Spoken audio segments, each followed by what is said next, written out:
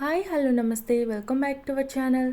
ఈరోజు మనం చాలా సింపుల్గా టేస్టీగా పన్నీర్ కడాయి మసాలాను తయారు చేసుకుంటున్నాం. ఈ కర్రీని మనం ఎలా ప్రిపేర్ చేసుకోవాలో ఇప్పుడు చూసేద్దాం. ముందుగా స్టవ్ ఆన్ చేసుకొని ఇలా ఒక పెనం పెట్టుకోవాలి. ఇప్పుడు ఇందులోకి కొద్దిగా ఆయిల్ వేసుకోవాలి. ఇలా ఈ ఆయిల్ కాస్త హీట్ ఎక్కిన తర్వాత ఇప్పుడు ఇందులోకి క్యూబ్స్లా కట్ చేసి పెట్టుకున్న ఉల్లిపాయ క్యాప్సికమ్ వేసుకొని ఫ్రై చేసుకోవాలి. చూసారు కదా, ఇవి ఇలా మనకు కాస్త ఫ్రై అయిన తర్వాత వీటిని ఒక ప్లేట్లోకి తీసుకొని పక్కన పెట్టుకుందాం. అలానే ఇప్పుడు ఇదే ఆయిల్లోకి కొద్దిగా జీలకర్ర అలానే కట్ చేసి పెట్టుకున్న ఉల్లిపాయ ముక్కలు వేసుకొని ఫ్రై చేసుకోవాలి. ఇలా ఈ ఉల్లిపాయలు మనకు ఫ్రై అవ్వడానికి కాస్త టైం పడుతుంది కాబట్టి ఈ లోపల మనము మసాలాను తయారు చేసుకుందాం. ముందుగా మనం మసాలా తయారు చేసుకోవడానికి అల్లం వెల్లుల్లి ఒక ఉల్లిపాయ అలానే 4-5 పచ్చిమిర్చిని తీసుకొని వీటిని ఇలా మిక్సీ జార్లోకి వేసుకొని బాగా మెత్తగా గ్రైండ్ చేసుకోవాలి. ఈ లోపల మనకు ఉల్లిపాయలు కూడా చక్కగా ఫ్రై అయినాయి కదా. ఇప్పుడు ఇందులోకి మనం తయారు చేసి పెట్టుకుని మసాలాను కూడా వేసుకొని బాగా ఫ్రై చేసుకోవాలి. ఇలా ఈ మసాలా అంతా మనకు పచ్చివాసన పోయేదాకా ఈ విధంగా అంతా మనము చక్కగా ఫ్రై చేసుకున్న తర్వాత ఇప్పుడు ఇందులోకి 1/2 టీ స్పూన్ దాకా పసుపు అలానే టేస్ట్కి సరిపడా సాల్ట్ వేసుకొని బాగా ఫ్రై చేసుకోవాలి. చూసారు కదా, ఈ మసాలా అంతా మనకు చక్కగా ఫ్రై అయిపోయింది కదా. ఈ విధంగా అంతా ఫ్రై చేసుకున్న తర్వాత ఇప్పుడు ఇందులోకి 1/2 టీ స్పూన్ దాకా కారం అలానే 1/2 టీ స్పూన్ దాకా ధనియాల పొడి 1/2 టీ స్పూన్ దాకా జీలకర్ర పొడి వేసుకొని ఫ్రై చేసుకోవాలి. చూసారు కదా, ఇందులోకి మసాలాలన్నీ వేసుకొని ఒకసారి బాగా కలుపుకొని ఫ్రై చేసుకున్న తర్వాత ఇప్పుడు ఇందులోకి ఒక టమాటా నీళ్ళ బాగా మెత్తగా గ్రైండ్ చేసుకొని ఇందులోకి వేసుకోవాలి. ఇలా ఈ టమాటా పేస్ట్ వేసుకొని ఒకసారి అంతా మనము బాగా కలుపుకుంటూ ఫ్రై చేసుకోవాలి. ఇలా ఈ టమాటా పేస్ట్ మనకు కాస్త ఫ్రై అవ్వడానికి టైం పడుతుంది కాబట్టి కాసేపు మూత పెట్టేసి ఫ్రై చేసుకుందాం. ఈ లోపల మనము పన్నీర్ తీసుకొని ఈ విధంగా అన్నీ కట్ చేసుకొని పక్కన పెట్టుకుందాం.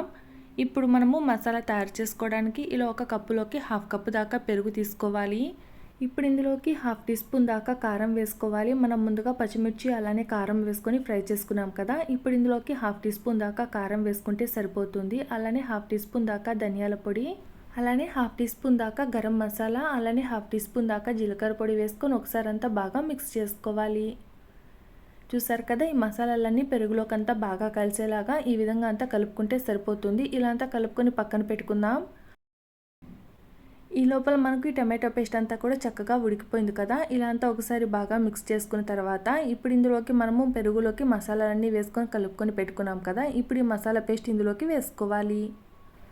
చూసారు కదా, ఇందులోకి మసాలా అంతా వేసుకొని ఒకసారి అంతా బాగా మిక్స్ చేసుకున్న తర్వాత ఇప్పుడు మనకు ఈ కర్రీలోకి కావాల్సినంత వాటర్ వేసుకోవాలి. ఇలా ఇందులోకి వాటర్ వేసుకొని ఒకసారి అంతా బాగా మిక్స్ చేసుకొని మరి కాసేపు మూత పెట్టేసి ఉడికించుకోవాలి. చూసారు కదా, మనకి ఈ కర్రీ అంతా చక్కగా ఉడికిపోయి ఇలా అంతా సైడ్లో అంతా ఆయిల్ అంతా వచ్చింది కదా. ఈ విధంగా అంతా ఉడికించుకున్న తర్వాత ఇప్పుడు ఇందులోకి మనం ముందుగా క్యాప్సికమ్ అలానే ఉల్లిపాయని ఫ్రై చేసి పెట్టుకున్నాం కదా, అవి ఇప్పుడు ఇందులోకి వేసుకోవాలి. అలానే ఇప్పుడు ఇందులోకి మనం ముందుగా పన్నీర్ని కట్ చేసి పెట్టుకున్నాం కదా, ఆ పన్నీర్ పీసెస్ కూడా వేసుకొని ఒకసారి అంతా బాగా మిక్స్ చేసుకోవాలి. ఇలా ఇందులోకి పన్నీర్ వేసుకున్న తర్వాత ఎక్కువసేపు ఉడకాల్సిన అవసరం లేదు. ఎక్కువసేపు ఉడికితే మనకి పన్నీర్ అంతా రబ్బర్ లాగా అయిపోతుంది. ఇలా ఇందులోకి పన్నీర్ వేసుకొని ఒకసారి అంతా బాగా మిక్స్ చేసుకున్న తర్వాత ఇప్పుడు ఇందులోకి కొద్దిగా కసూరి మేతి వేసుకోవాలి.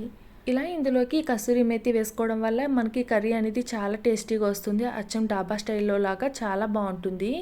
ఇలా ఇందులోకి కసూరి మేతి వేసుకొని ఒకసారి అంతా బాగా మిక్స్ చేసుకొని మూత పెట్టేసి ఒక 2 నిమిషాల పాటు కుక్ చేసుకుంటే సరిపోతుంది. చూసారు కదా, ఇలా మనకు 2 నిమిషాల పాటు ఉడికిన తర్వాత స్టవ్ ఆఫ్ చేసుకొని ఇందులోకి సన్నగా కట్ చేసి పెట్టుకుని కొత్తిమీర వేసుకొని ఒకసారి అంతా బాగా మిక్స్ చేసుకుంటే మనకి ఎంతో టేస్టీగా ఉండే కడాయి పన్నీర్ మసాలా తయారైపోయింది. మీరు ఒకసారి ఈ రెసిపీని ఇంట్లో ట్రై చేయండి. ఎలా వచ్చిందో కామెంట్ చేయండి. ఇలాంటి మరిన్ని రెసిపీస్ కోసం ప్లీజ్ నా ఛానల్ని సబ్స్క్రైబ్ చేసుకోండి అలానే లైక్ చేయండి.